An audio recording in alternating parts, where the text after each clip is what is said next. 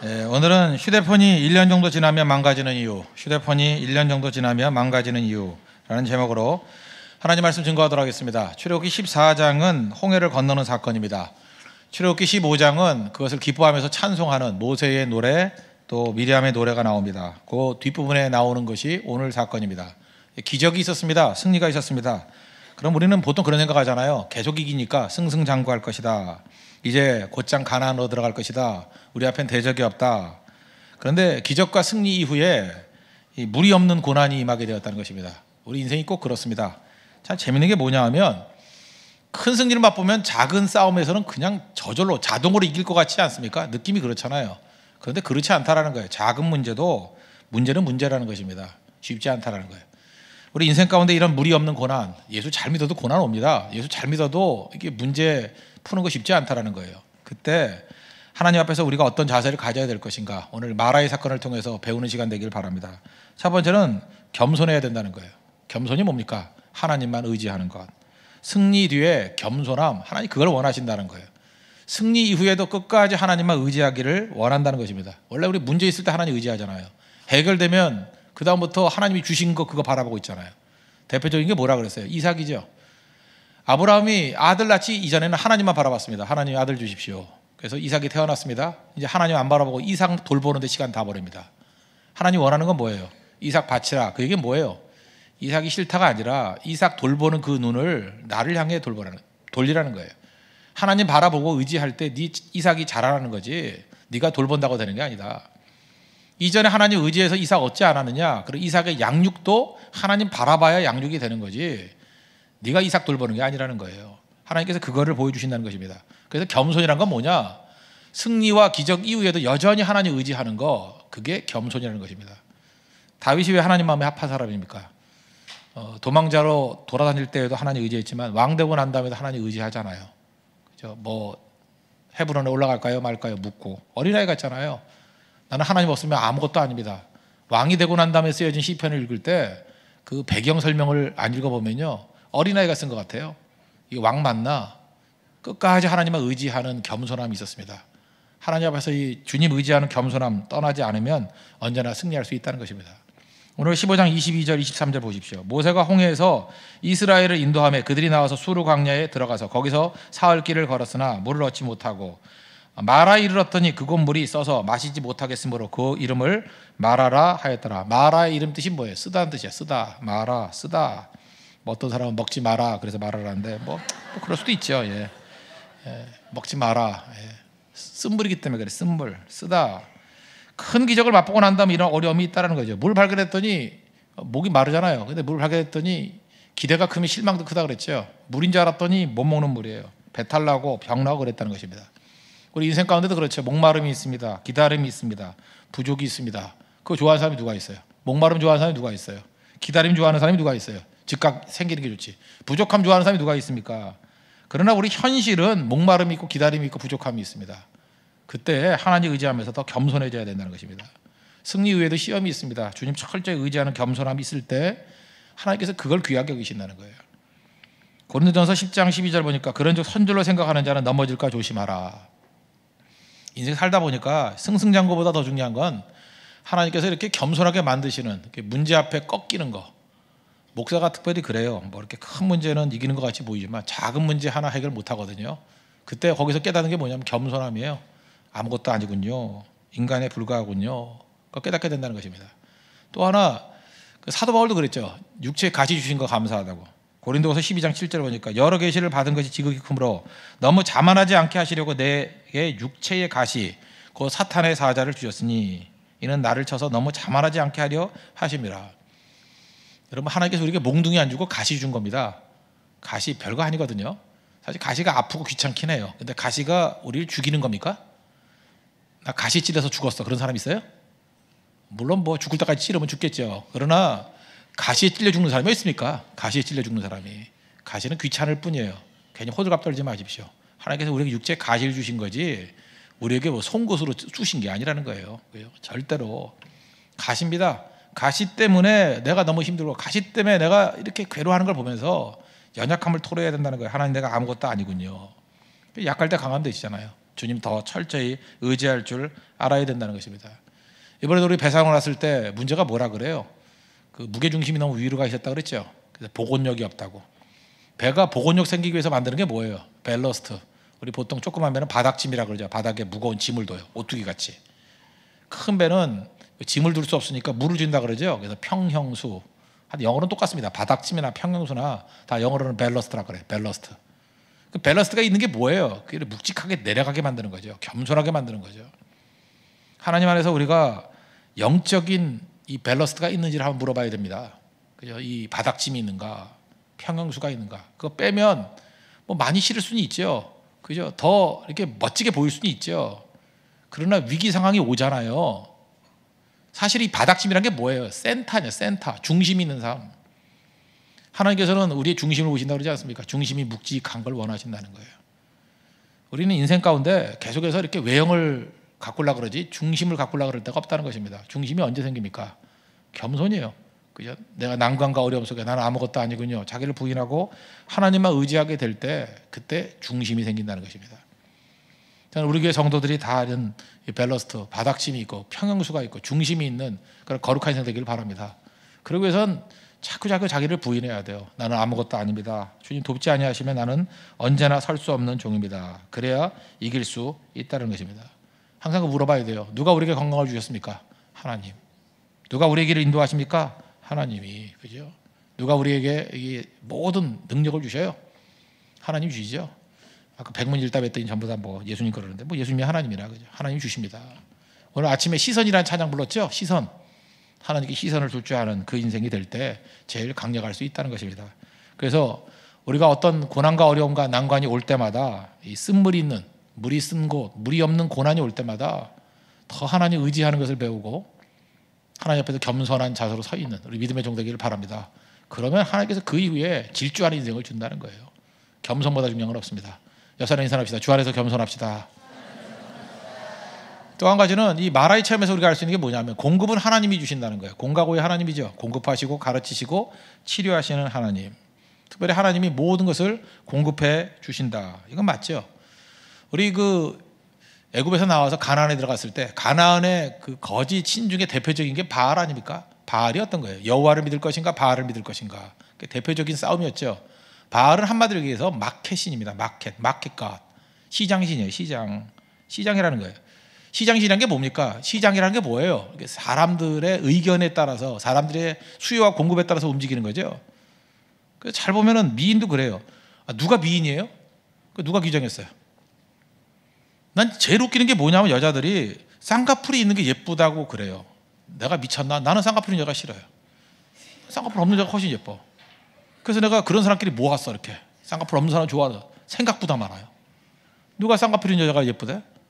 그 누가 만든 거냐면 미스 코리아 대 이런 걸 하면서 사람들이 만들어 놓은 거 이런 게 예쁜 거다? 누가 예쁘대? 아무것도 예쁘다고 느껴지지 않는데 자기들이 그래요. 남자들이 죽어도 안 보는 게 뭐냐 하면 팔뚝이에요. 여자 팔뚝. 뭐 볼 게 없어도 팔뚝을 봐요? 자기들끼리 보고 다니면서 팔뚝에 살이 많대. 말하니까 알지. 그거 누가 쳐다봐요 그거? 누가 팔뚝을 봐요? 남자들 중에 여기 여자 팔뚝 보는 남자들 있습니까? 아무도 없어요. 그 누가 만든 거예요? 있어요? 그럼 변태 같은 놈도 있죠 가끔. 제정신인가? 남자가 그 팔뚝을 왜 봐 그걸? 그 마켓신이 만들어 놓은 것입니다. 그 서안 시안이라 그러죠. 서안에 가면은 거기 당나라 때 뭐 있잖아요. 당나라 때 양귀비 뭐 나오고 하는데 난 양귀비를 보면서 느꼈던 게 뭐냐? 양귀비가 예쁘대요. 하나도 안 예뻐요. 눈 찢어놨어요. 눈 작고요. 얼굴 볼살이 늘어지고요. 배가 두 겹으로 접혔어요. 근데 미인이래요. 왜 그러냐? 그 당시에 못 먹었으니까 양귀비 같이 생긴 여자, 그렇게 좀 약간 통통하고 얼굴 볼살 늘어지고 이런 여자 최고 미인이에요. 내가 보니까 그 제일 닮은 사람이 우리 김혜순 집사님 같은 저런 스타일. 시대를 잘못 타고났죠. 지금이야 뭐 별거 아니지만 당나라 때 태어났으면 뭐 충격받죠 여러분들. 예. 저도 충격이었습니다. 뭐 그런 거. 어느 순간 바비 인형 같은 거 만들어 놓고 이게 미인이라 그러는데 바비 인형이 되나요? 뼈에다 가득 붙여놓은 건데 그게 되나요? 그죠? 그렇게 될 수 없는 건데 이게 다 마켓신이 만들어 놓은 거예요, 겁니다. 그 몇 년 전 한 10년쯤 됐나요? 그때 뭐 그 인간 복제 이런 거에서 아일랜드라는 영화 있었어요. 아세요? 아일랜드. 제가 재밌던 게 뭐냐면 그때 당시에 뭐 제가 이렇게 청년 사역을 했었는데 지금도 기억나네요. 그 스칼렛 요한슨이라는 여자가 주인공이었어요. 근데 좀 예쁘게 생겼어요 그때. 그러면서 이렇게 입을 벌리고 있어. 이러고 찍었어요. 입을 벌리고 복제 인간 뭐 하는 건데. 그 다음에 사진 찍을 때마다 여자들이 다 입을 벌리고 그 이제 스칼렛 요한슨 같이. 그래서 제가 그때 호통을 친 적이 있어요. 그때 청년대가 사역을 할 때였는데 야 니네들 뭐 하는 거냐고. 그 여자가 입 벌리다가 니네가 입 벌리냐 벌레 들어간다. 그러면 입 벌리지 말라고. 알게 모르게 우린 유행이라는 걸 통해 가지고 이 마켓신 이게 마켓신에게 끌려다니고 있다라는 것입니다. 실제로 무엇이 행복인가 무엇이 능력인가 한번 생각해요. 어떤 청년이 있습니다. 의대 들어갔다 그럼 와 그러고 신학교 들어갔다 그럼 그러고 그 왜 그러죠? 그 이런 거와 똑같은 게 소비 능력이 능력이라고 생각하는 거 아니에요. 소비 능력. 나에게 100만 원짜리를 사줄 수 있는 능력. 100만 원짜리를 사줄 수 있는 능력. 그게 그 남자의 능력이라는 거예요. 누가 그래? 나에게 1000만 원짜리를 사줄 수 있는 능력. 그거 더 유능해요? 100만 원짜리 사줄 수 있는 것과 1000만 원짜리 사줄 수 있는 게 이게 달라요? 돈 갖고 다 따지는 겁니까?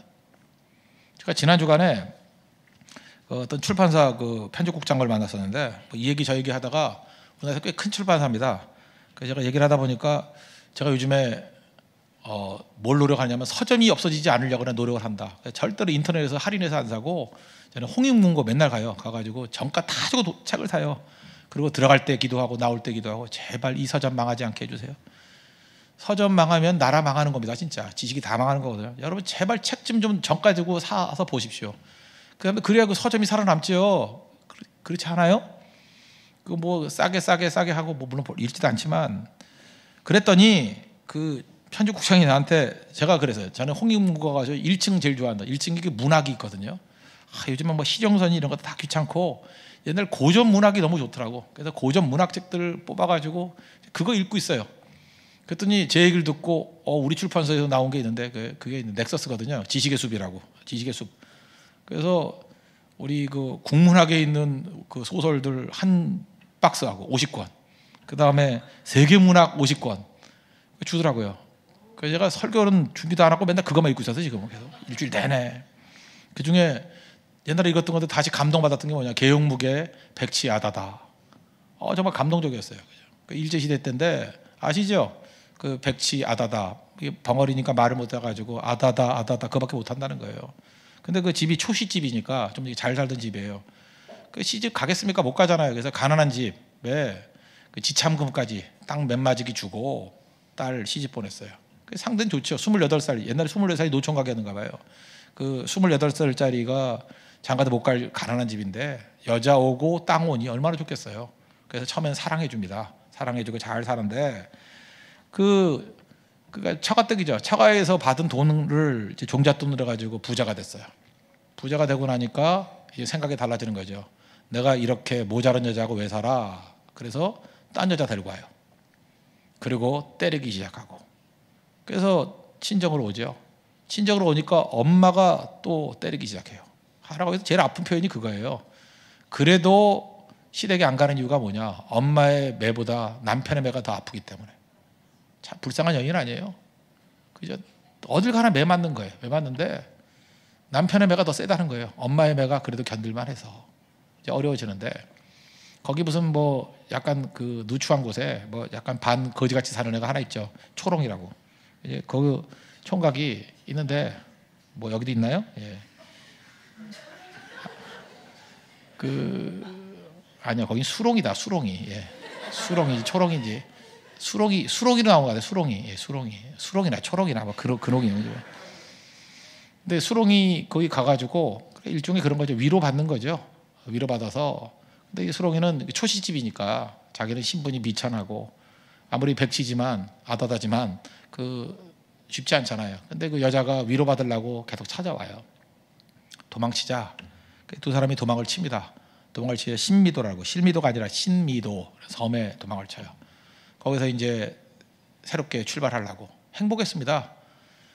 여자도 이렇게 살림 열심히 하고 남자도 사랑해주고. 근데 문제가 뭐냐? 이 수롱이가 생각보다 돈이 많은 거예요. 그동안 열심히 돈을 모아가지고 이제 새롭게 아내 된 이 백치하다다에게 자랑을 하죠. 나 이렇게 모아둔 돈이 있어. 그럼 여자가 기뻐해야 되는데 이 백치하다다가 가슴이 싸늘해지는 거죠. 왜? 돈 생기면 자기를 버리거든요. 돈 생기면 맞거든요.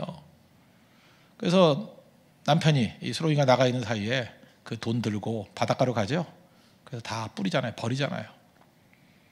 그때 어디 갔나 하고 봤더니 그 아내가 자기 돈 다 버리는 걸 보고 와가지고 너무 화가 나가지고 수롱이가 너무 화가 나가지고 백치하다가 옆구리를 발로 차버리죠. 그래서 물에 빠져 죽는다. 그거 뭐 옛날에도 읽었었는데 다시 읽으니까 너무 가슴이 아픈 거예요. 그죠? 그게 끝입니다. 그게 무슨 얘기예요? 물질 만능주의. 우리 삶이 다 그렇지 않습니까?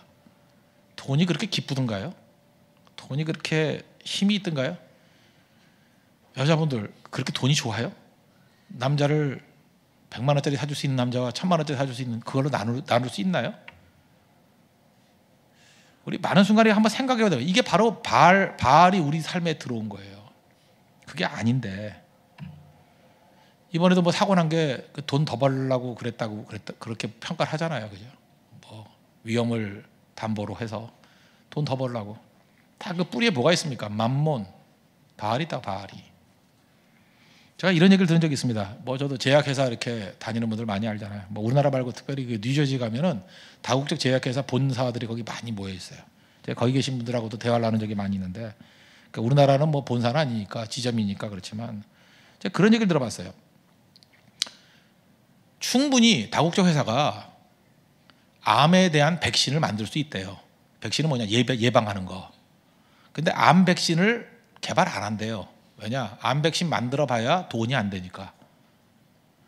백신 만들어서 다 해가지고 그 암 안 걸리면은 뭐 자궁 경부암 백신 그런 건 있죠. 그래서 우리 결혼하기 전에 여자애들 주사 맞잖아요. 그거 하나 정도 이제 하고 나머지도 백신을 만들려면 만들 수 있대요. 얘기가 돈 막 몇천억 집어넣고 하면 만들 수도 있는데 안 만든대요. 왜? 회사 수익성이 없기 때문에. 그래서 뭘 만드냐면 항암제를 만든대요. 항암제는 돈이 되거든요. 그래서 암에 걸리게 만들어서 암을 치유하게 만드는 거. 많이 죽잖아요. 그래서 몇 년 동안 투병해야 돈 벌 수 있으니까. 나 그 얘기 들어보니까 이제 화가 나더라고요. 이게 뭔가 하고. 참 묘한 게 뭐냐면요. 미국 이렇게 큰 대도시 가면은 생각보다 지하철이 없어요. 지하철도 없고 그 다음에 버스도 없고 그래요. 왜 그런가 했더니 그 오일 컴퍼니, 석유 회사하고 자동차 회사하고 짠 거래요. 만들면은 기름 안 팔리고 자동차 안 팔리니까. 그 압력이라는 거 다 뭐예요? 이유는 돈이죠. 돈 때문에. 그래서 미국에 연세 드신 분들 가면은 힘들잖아요. 차도 없고 운전 못하면 거기 사람 살 곳이 아니에요. 지옥 중에 그런 지옥이 없어요. 그거 아세요? 근데 할머니도 자꾸 미국 가가지고 정말 불쌍하게 만드는데 가지 말아요. 가봤자 자기가 운전 못하면 정말 바보 돼요. 거기서 꼼짝도 못한다고. 근데 왜 그렇게 만들었죠? 이유가 뭐예요? 그 이익 때문에, 돈 때문에.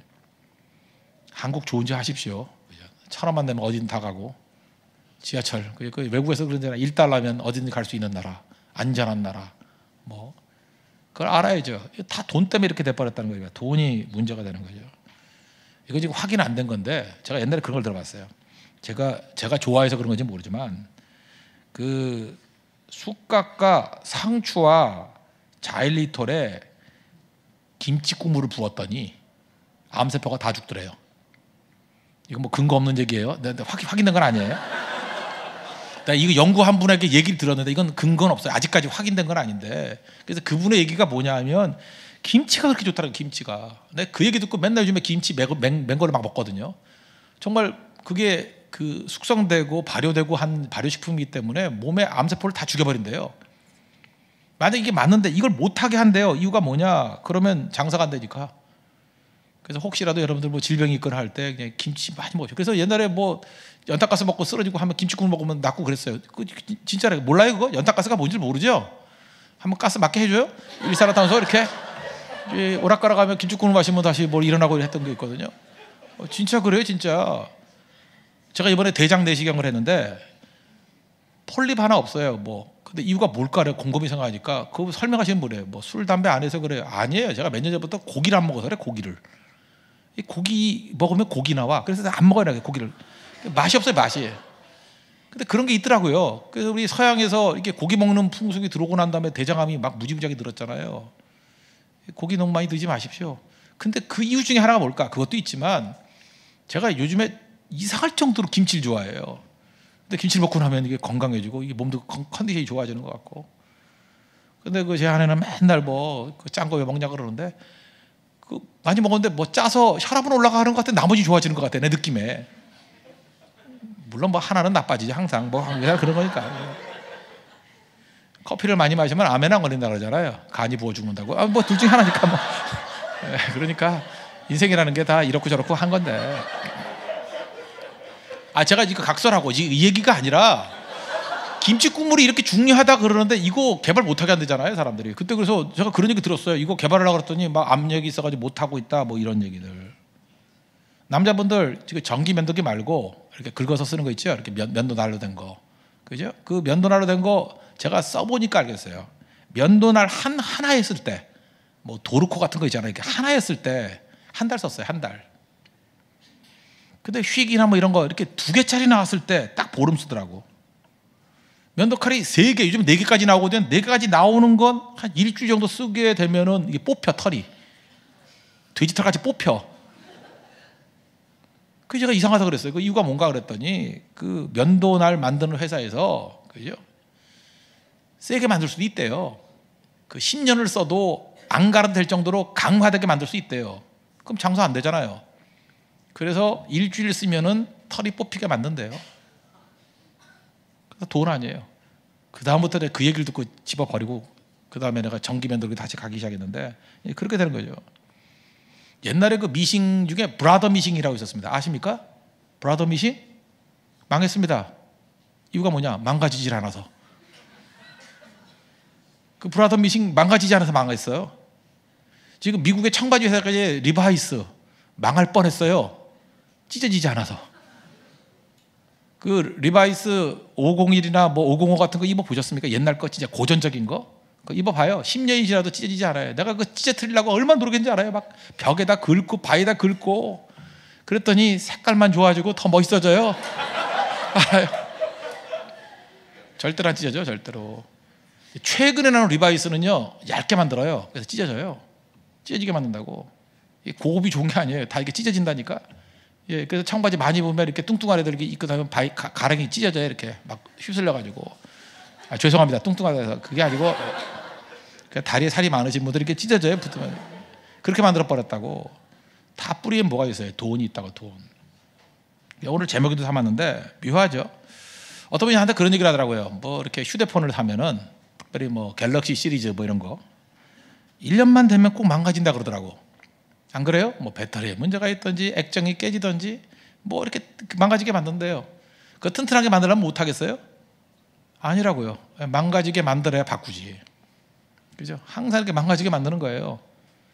잊지 말고 그 뿌리에 뭐가 있습니까? 거기에 돈이 있어요. 돈. 이게 마켓이냐 마켓신. 그래서 우리 마라 사건에서 우리가 꼭 알아야 될 게 뭐냐면 세상에 있는 모든 것들은요 다 수요를 만들어내는 거예요. 믿을 게 못 된다는 거예요.